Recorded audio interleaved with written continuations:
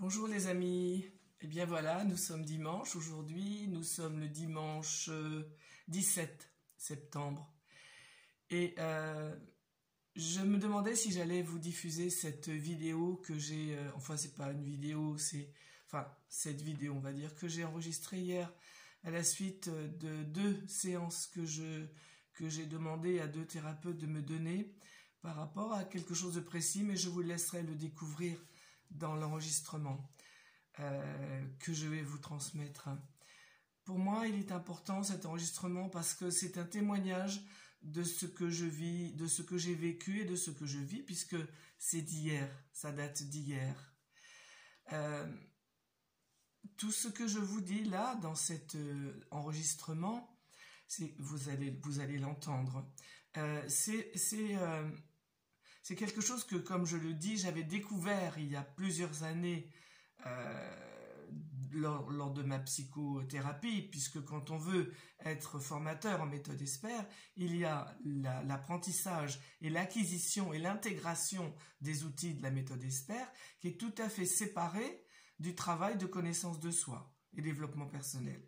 Mais il existe quand même, comme je vous ai dit, pour avoir une communication saine, une relation vivante, il s'agit à la fois d'avoir des outils de communication pour ne pas polluer les relations, pour restituer ce qui n'est pas bon, pour reprendre ce qui n'a pas été bon, mais nous y reviendrons, et aussi de savoir comment je me suis construit, qu'est-ce qu'il y a à l'intérieur de moi, quels sont les retentissements, pour faire tout ce que j'ai à faire. Et grâce à la méthode ESPER et au protocole de la méthode ESPER, eh bien, il est possible de faire quelque chose de ces ressentis qui vont remonter, de ces émotions qui vont remonter.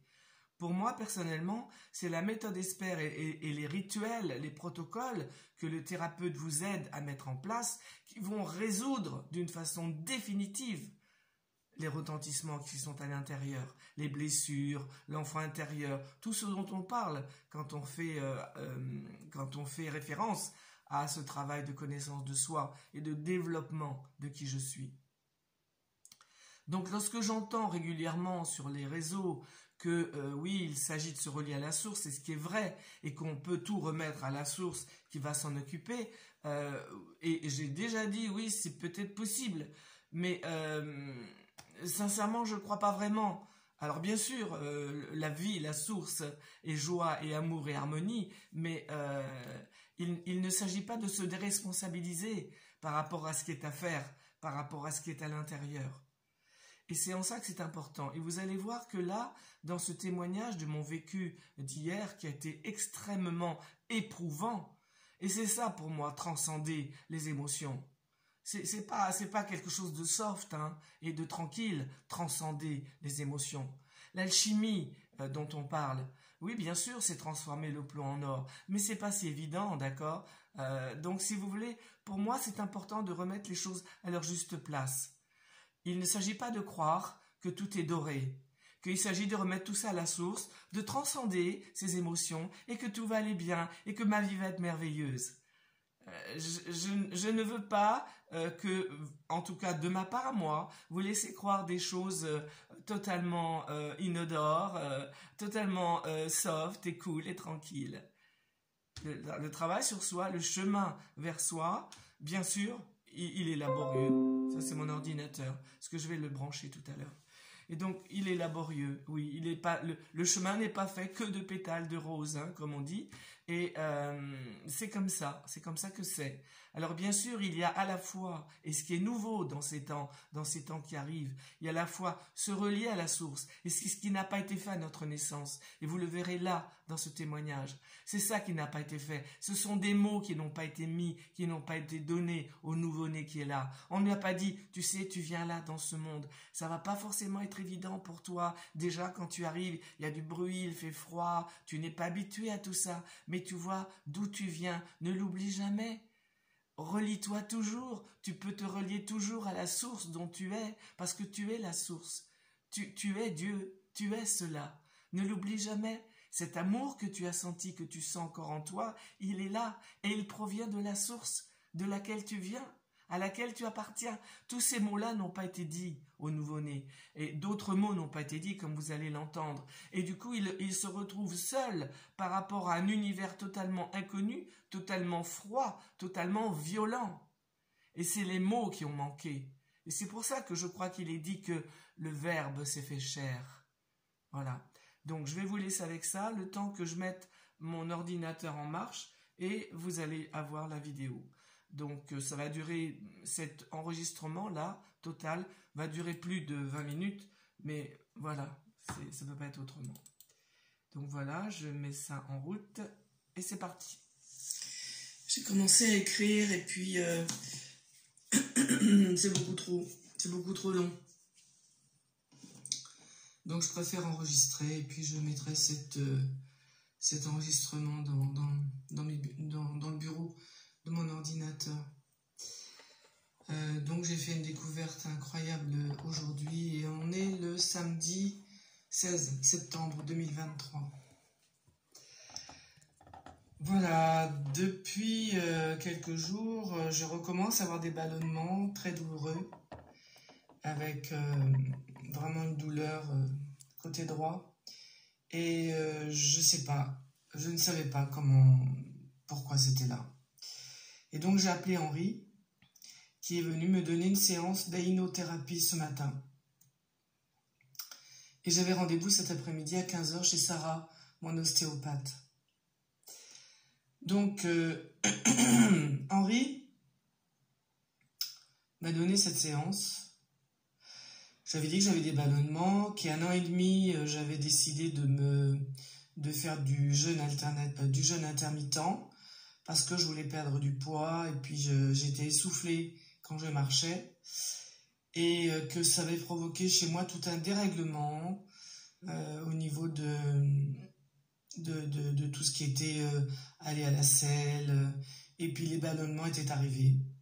Ensuite, j'avais arrêté le gluten et le lactose, parce que les ballonnements douloureux étaient toujours là.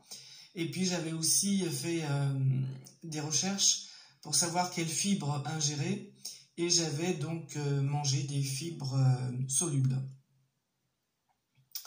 Ça, c'était il y a 1 an et demi, et c'est vrai que les ballonnements avaient cessé. Il y avait toujours cet essoufflement, cette prise de poids, mais au moins, les ballonnements n'étaient plus là. Et puis là, donc il y a quelques jours, les ballonnements ont repris, et j'ai pu dire à Henri que les ballonnements... Enfin non, ça je ne lui ai pas dit à Henri, mais moi je sais que les ballonnements ont repris aussitôt après avoir mangé 2 cornets de glace à la vanille. Donc voilà les éléments. Donc Henri vient ce matin, je m'installe sur le fauteuil, et on fait la séance d'hypnothérapie.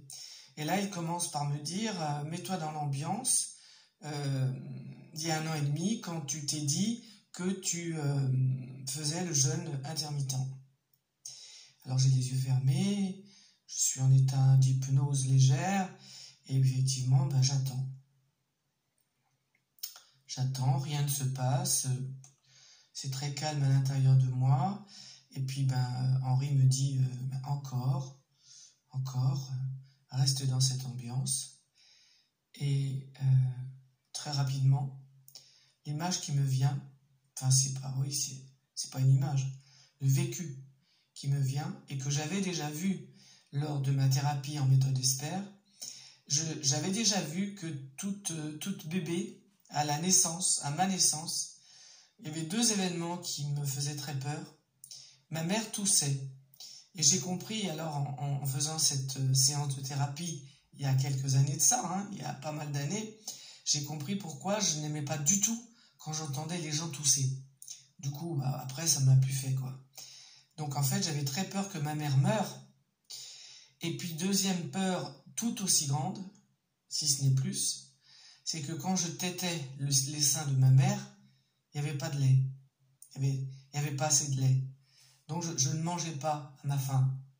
Et là, j'ai vécu déjà en thérapie cette peur que j'avais, mais elle était juste mentale quand je travaillais en thérapie. Je n'avais pas ressenti dans mon être, dans mon corps, cette peur. Et là, dans la séance de ce matin, avec Henri, je l'ai senti la peur. Je me suis tordu dans mon fauteuil. Tordu, j'avais mal au ventre, j'avais mal au dos, j'avais mal à la tête, j'avais mal partout, partout. Et j'avais peur, j'avais tellement peur. Et c'était horrible. Tout ça était horrible. Tellement c'était fort. D'une intensité incroyable. Et ça a duré je ne sais pas combien de temps, mais Henri m'incitait encore à rester là-dedans. À un moment donné, ça s'est calmé. Et puis, Henri m'a suggéré ensuite de revenir. Comment ça s'est passé? Je me rappelle plus très bien comment ça s'est passé. De revenir à il y a 1 an et demi. Ouais. Et donc là, l'émotion était là, mais beaucoup moins forte que quand je suis née. Beaucoup moins forte. Et ensuite, il m'a fait revenir au moment de... Enfin, lui, il sait pas, hein, puisque je ne parle pas pendant tout ça. Lui, il m'a fait revenir au moment où oui, c'est ça. Quand il m'a fait revenir il y a 1 an et demi, moi, forcément, j'ai recontacté la nouveau-née que j'étais, la nouvelle-née que j'étais.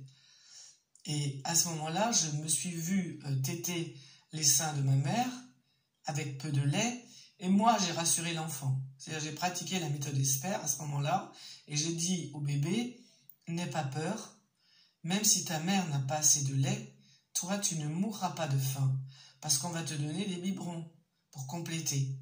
Donc, tu ne mourras pas de faim. Et ça m'a immédiatement rassuré. Le fait d'énoncer cette pensée à la bébé que j'étais a immédiatement tout arrêté de mes peurs. Bon, ça, Henri ne le sait pas, il l'a su après, hein, mais pendant la séance, on ne parle pas. Donc, quand Henri ensuite m'a fait revenir à l'âge de 5 ans, puisque j'ai connu la faim jusqu'à tard dans ma vie d'adolescente, quand il m'a fait revenir à l'âge de 5 ans, quand je mangeais du café au lait avec du pain et du sucre, moi, j'avais pas d'émotion de peur, parce que j'aimais bien le café au lait avec le sucre. J'ai adoré ça. Donc, j'avais pas peur. Bon, j'aurais préféré manger pas que ça, mais mais j'avais pas peur. Donc, après, quand il m'a dit de revenir à 1 an et demi, à maintenant, je veux dire, avec quelques jours, oui, là, j'avais pas peur non plus, mais j'étais très embêtée parce qu'en fait, mon corps ne voulait pas. En fait, il y a 1 an et demi, mon corps ne voulait pas faire le jeûne intermittent. Parce que ce que ça lui rappelait à mon corps, c'était quand j'étais bébé. Et du coup, mon corps, qu'est-ce qu'il a interprété? Ouais, tu recommences, quoi. Tu me remets dans la même situation de quand j'étais bébé. Et moi, je veux pas. Je veux pas ressentir ce même truc, quoi. Cette horreur de peur de mourir de faim, quoi. Alors que tu as tout ce qu'il faut pour manger. Mais ça, je n'ai pas su, j'ai pas interrogé mon corps à ce moment-là. C'est venu pendant la séance. Et donc, ça n'a pas terminé comme ça, parce que après, Henri m'a suggéré, il m'a dit, s'il a une émotion qui veut monter, quelle qu'elle soit, tu la laisses remonter et tu la laisses agir dans ton corps. Toi, tu ne fais rien, tu laisses faire. Alors, moi, je me disais mentalement, les émotions, la peur, la colère, la tristesse, la joie, c'est laquelle? Il n'y en avait pas. Il n'y en avait pas qui venaient d'elle-même. Donc, moi, j'ai dit, allez, la peur. En fait, c'est la peur qui a voulu venir. Voilà, c'est évident. Donc, une fois que j'ai dit la peur, rien ne se passait, mon corps était calme. Et Henri, encore, laisse venir tout ce qui vient, laisse faire. Voilà, j'attendais. Et alors, ce qui est étonnant, c'est que c'est venu tout doucement. La peur est venue,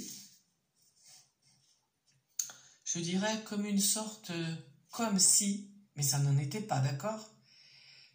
Comme la fumée qui tout doucement arrive dans une pièce, et on ne la voit pas arriver parce qu'elle est toute petite.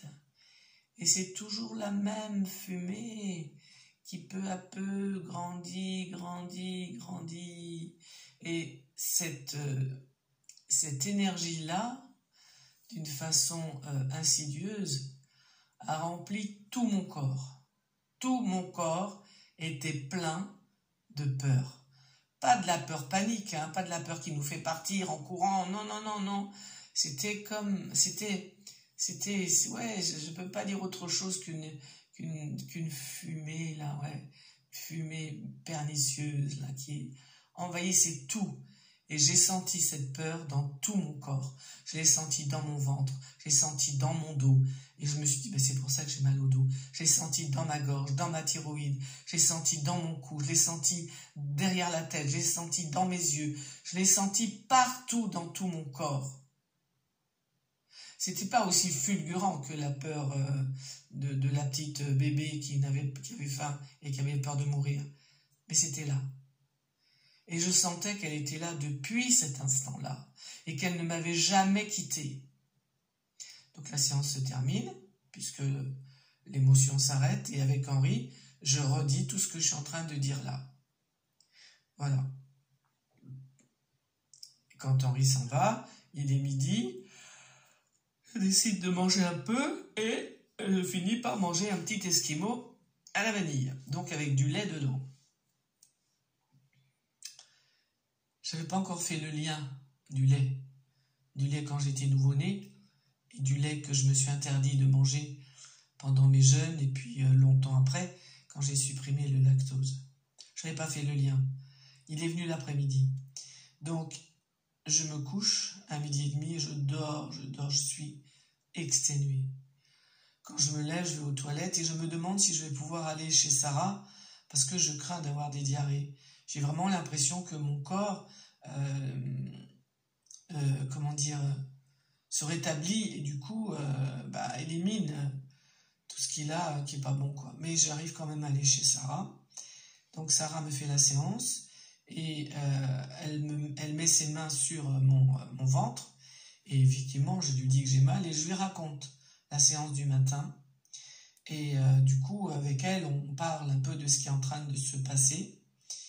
Et elle me dit, je lui dis, oh là là, là j'ai mal. Elle me dit, là c'est le gros intestin, c'est le côté ascendant. Alors elle m'explique, hein, c'est le côté ascendant. Et puis après, elle me dit, là c'est la liaison entre les deux parties du côlon. Donc elle dit, voilà, là c'est la partie intermédiaire qui me faisait très très mal. Et puis après, l'autre partie, la partie ascendante. Et pendant ce temps-là, je lui raconte la séance avec Henri et elle me dit, oui, là, il y a beaucoup de crispation. Il y a beaucoup de crispation. Alors, je lui demande si elle ressent ce que l'intestin a à dire. Elle me dit, je ne sais pas si je ressens ce que ça a à dire, mais en tout cas, ça s'exprime. Et du coup, ça se détend puisque ça peut s'exprimer. Et voilà. Et donc, avec d'autres patients, elle parle pas forcément comme ça, mais moi, j'avais envie de pouvoir communiquer avec mon corps. Et après, elle met ses mains sur le duodénum. Elle me dit que c'est le duodénum. Alors, elle m'explique où c'est le duodénum. Et puis après, c'est l'estomac. Tout ça est douloureux. Et elle me dit, c'est bizarre, elle me dit, on dirait que... Et elle me dit, on dirait pas, après elle me dit, on dirait qu'ils n'arrivent pas à communiquer entre eux. Le duodénum, le gros intestin, l'intestin grêle, l'estomac, n'arrivent pas à communiquer, quoi. C'est comme s'ils disaient, mais toi tu fais quoi? Mais toi tu fais quoi? Mais pourquoi tu fais comme ci? Pourquoi tu fais pas comme ça? Elle me dit, en fait, quand vous êtes bébé et que vous n'avez pas assez de lait, eh bien, votre système digestif s'est exténué à essayer de faire quelque chose du peu de lait que vous ingériez pour vous maintenir en vie. Mais il n'y arrivait pas parce qu'il y avait trop peu de matière. Et donc, comme ils ne communiquaient pas entre eux, ils étaient plutôt dans une incommunication. Qu'est-ce que tu fais toi? Mais pourquoi tu fais pas ceci? Et toi, pourquoi tu fais pas ça? En fait, il n'y avait pas de fluidité dans le tube digestif au sein d'une communication entre eux. Et elle me dit, et ça, c'est encore comme ça aujourd'hui. Je dis, mais c'est quand même fou, hein. Je dis, vous voyez, j'ai vraiment le ressenti que cette émotion que j'ai ressentie bébé, nouveau-né, elle est toujours là, elle a toujours été là, elle ne m'a pas quitté. Et malgré le fait que les cellules se sont reproduites, cette mémoire du nouveau-né, par rapport à la peur, au manque, à la mort, eh bien, je l'ai revécue ce matin et elle était toujours là. Elle dit oui, elle était toujours là et effectivement, en ce moment, votre système digestif est dans le même état. C'est-à-dire, ils ne communiquent pas entre eux. Et même si vous mangez correctement, eux, ils sont toujours avec une impossibilité de s'entendre, de pouvoir agir dans une même énergie, dans une communication fluide. Et il y a toujours ce truc qui est, mais tu fais quoi toi? Et toi, pourquoi tu fais pas ci? Et moi, comment je vais faire avec ça? Il n'y en a pas assez. Et elle me dit, c'est toujours comme ça. C'est encore comme ça. C'est quand même dingue. Et donc, je dis, écoutez, on va rassurer, je vais rassurer ce système digestif en lui disant que voilà, il y a eu la séance de ce matin où vraiment j'ai pris conscience de ça, mais je ne savais pas qu'il y avait cette difficulté pour le système digestif de pouvoir s'entendre et de pouvoir être dans une harmonie pour justement permettre au corps de bien digérer, de bien assimiler, de faire tout le travail énorme que le corps a à faire avec plein d'organes, la vésicule biliaire, le foie. Il n'y a pas que le système digestif, il n'est pas tout seul engagé dans la digestion. Il y a beaucoup d'autres organes. C'est énorme. Et donc, voilà, j'ai fait ça pendant la séance. Et puis, la séance a continué. Et puis, voilà, j'ai pu faire le lien entre le lait et puis les ballonnements. Enfin, j'ai fait le lien de tout. J'ai fait le lien de tout. Et quand la séance est terminée, j'étais épuisée. Je le suis encore, puisque nous sommes samedi. Je suis épuisée. Et elle me dit, Sarah, elle me dit, vous voyez, votre corps, il a envie de lait. J'étais étonnée quand elle me dit ça, parce que j'ai l'amour. Elle me dit, oui, il a envie de lait. Et vous, qu'est-ce que vous en dites de manger du lait? Je dis, mais moi, j'adorerais ça. J'adorerais manger du lait. J'ai adoré le café au lait avec le pain et le sucre. Je dis, vous savez, quand je mettais le sucre, c'était du sucre cristallisé. Comme ça, chaque morceau de pain que je mangeais, et elle me dit, voyez, le pain, c'est le gluten. Je dis oui. J'avais pas fait le lien non plus. Chaque morceau de pain que je mangeais, le sucre craquait. Et j'adorais ce mélange de goût. Voilà. Donc, quand je suis rentrée, je suis passée par Monoprix et j'ai acheté un tout petit flacon de lait. J'ai acheté des gâteaux, des petits lus, parce que j'aimais bien manger des petits lus, des petits beurres lus. Et quand je suis rentrée, j'ai mangé du café au lait avec des petits beurres lus. Et là, après, je me suis couchée et j'ai dormi jusque maintenant. Et maintenant, il est quoi? Il est quelle heure là? Je vais poser ça. Il est 9h. Il est 9h. Et voilà, j'ai dormi jusque-là. Je me suis levée et puis j'ai eu envie d'écrire. Mais vous voyez, vous voyez, je sais pas à qui je parle, je suis toute seule. Mais c'est trop long d'écrire tout ça parce que ça fait 18 minutes bientôt que je parle. Donc voilà, je voudrais laisser ça comme témoignage par rapport à ce que j'ai vécu, parce qu'à partir du moment où, dans la séance, moi, j'ai pu rassurer le nouveau-né, eh bien, immédiatement, sa peur est tombée et sa tranquillité est venue immédiatement. Voilà. Et puis de parler à mon système digestif et à tout mon corps, parce que je suis persuadée, oui, c'est ça que je voulais dire aussi. Du coup, je suis persuadée que à partir du moment où est venue cette peur en moi et qu'elle est restée, il y a eu des conséquences énormes qui se sont produites.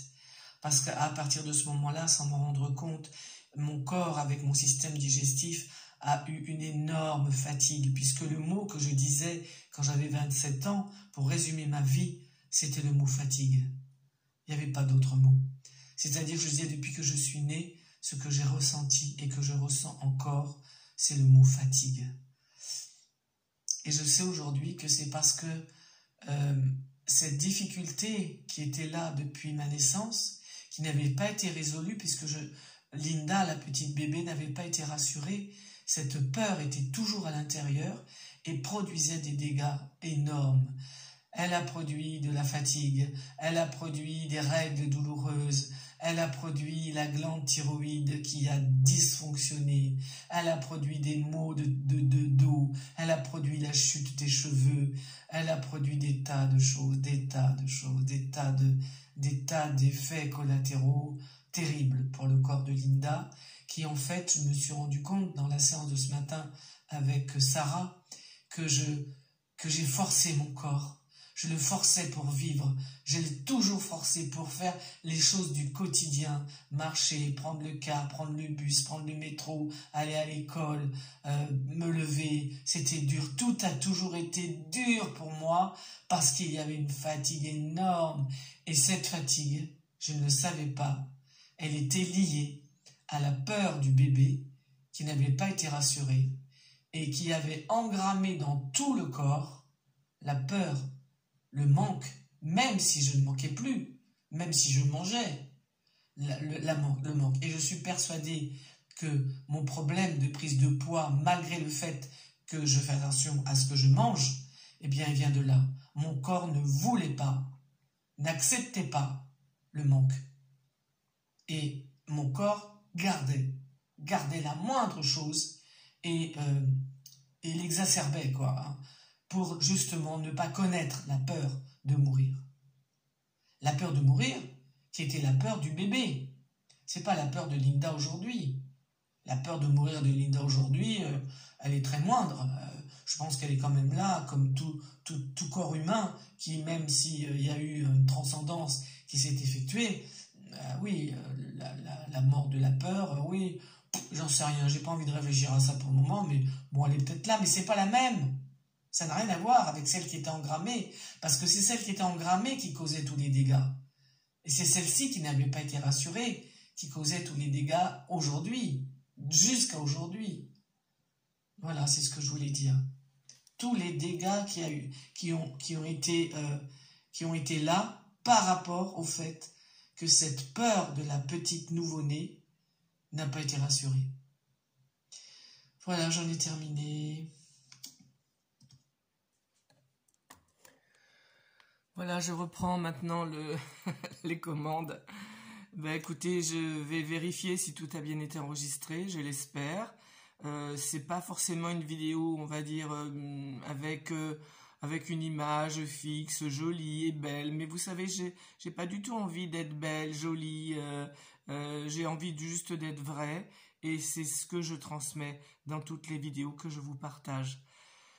Voilà, bien écoutez, je vous souhaite un bon dimanche et moi je vais continuer à me reposer cette fois-ci pour doucement, eh bien, me sentir dans cette vie, dans cette vivance que je connais, parce que j'ai ce lien avec la source que je suis, bien sûr que je l'ai et que je l'alimente, je le savoure, c'est un délice.